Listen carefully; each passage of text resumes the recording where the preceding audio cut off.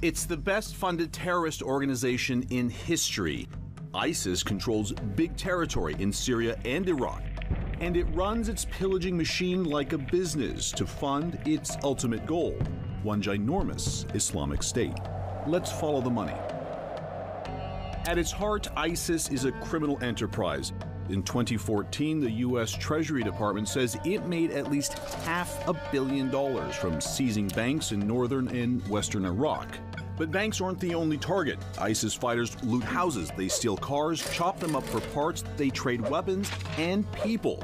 It's a revenue stream that thrives on territory. The more they control, the more they can steal. There's a reason ISIS has been compared to the mafia. It extorts protection money from the people it lords over. Want to move your truck down the highway? Pay a tax. Want to move money out of your own bank account? It'll cost you.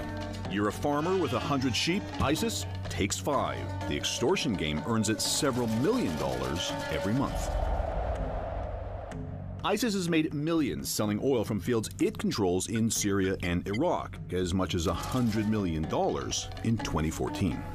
It's less now that the price of oil has fallen and the U.S. and its allies started bombing refineries.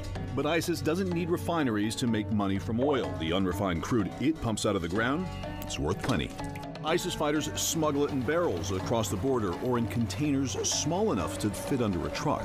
A middleman buys the crude or whatever ISIS has managed to refine and sells it on the black market. Kidnapping for ransom, also big business. In 2014, ISIS made at least $20 million that way. The United States says it won't negotiate with terrorists, but some European countries do, and so do wealthy Arab families whose relatives are targeted.